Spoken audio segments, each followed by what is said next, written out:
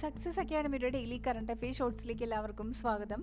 French embassy visa തട്ടിപ്പ് കേസിൽ CBI അടുത്തിടെ ഇന്ത്യയിൽ ആദ്യമായി പുറപ്പെടുവിച്ച ഇന്റർപോൾ നോട്ടീസ് ഏത് തരത്തിലുള്ളതാണ്? Silver notice. Blood donors day 2025 ആചരിക്കുന്നത് എപ്പോൾ? ജൂൺ 14.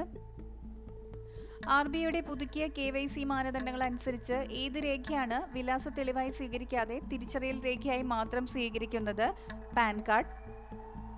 2025 ഏഷ്യൻ ആർട്ടിസ്റ്റിക്സ് ജിംനാസ്റ്റിക്സ് ചാമ്പ്യൻഷിപ്പിൽ ഏത് ഇനത്തിലാണ് പ്രണതി നായക് വെങ്കല മെഡൽ നേടിയത്?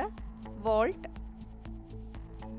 യെസ് ബാങ്കിന്റെ MDയും CEOയുമായി RBI അടുത്തിടെ 6 മാസത്തേക്ക് നീട്ടി നൽകിയത് ആർക്ക്? പ്രശാന്ത് കുമാർ.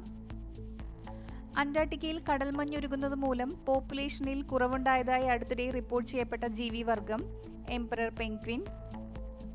2028 4ാമത് ഐക്യരാഷ്ട്രസഭയുടെ സമുദ്ര സമ്മേളനത്തിന് സംയുക്തമായി ആതിഥേയത്വം വഹിക്കുന്ന 2 രാജ്യങ്ങൾ China, south Korea. 2025 ICC world test championship final നേടി.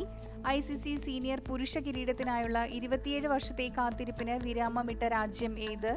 ദക്ഷിണാഫ്രിക്ക. 2023 ശ്രീമന്ത ശങ്കരദേവ അവാർഡ് നേടിയത് ആര്? ഡോക്ടർ സോണൽ മാൻസിംഗ്.